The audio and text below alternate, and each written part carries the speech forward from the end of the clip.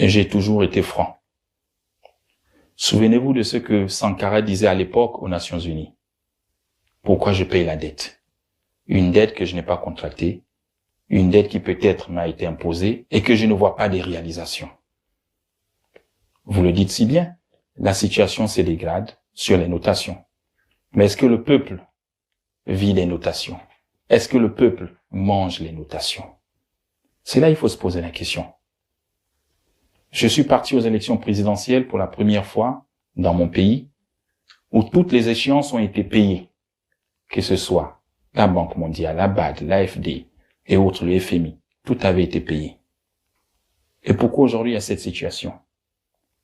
Parce que nous avons constaté que certains projets menés avec ces opérateurs n'ont pas abouti, n'ont pas donné l'effet escompté par le peuple. Depuis le début de la transition, je l'ai dit en toute sincérité, le peuple attend de moi, pas quelqu'un qui paye la dette, ils attendent de moi des projets qui arrivent à bon terme. C'est ce que le peuple attend. Ils attendent des universités, des écoles, des hôpitaux. Et ça marche. Ça pousse au Gabon.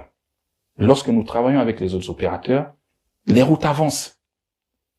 Non seulement avec ces banques, nous avons un problème. Ce sont les décaissements.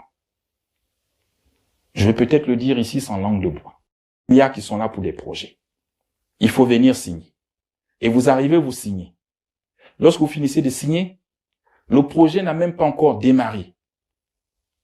On vous prélève déjà de l'argent. Vous commencez à payer pour un projet qui va démarrer peut-être dans 1 an ou 2 ans. C'est ça le problème, ce qu'on ne dit pas la vérité. À un moment donné, il faut qu'on se dise, et je le dis toujours où je passe, il faut que nos banques africaines s'adaptent aux réalités africaines. Parce que nous, les chefs d'État, on a besoin d'aller vite. Il y a l'urgence de satisfaire les populations. Quand je signe pour un prêt, je dois avoir l'argent et je dois voir le chantier commencer. Mais je ne veux pas signer et qu'on commence à me prélever et que le chantier commence 1 an, 2 ans après. Vous avez même certains chantiers où vous signez et vous ne les voyez pas aboutir. C'est celui qui arrive après vous qui bénéficie des résultats. Et on applaudit que oui, celui qui était avant était mauvais, celui qui est arrivé, il a amené le projet à terme. Mais parce qu'il y a une lenteur dans les décaissements.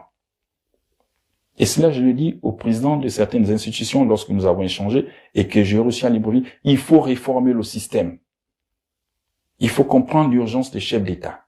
Il faut accélérer les décaissements pour que les choses avancent.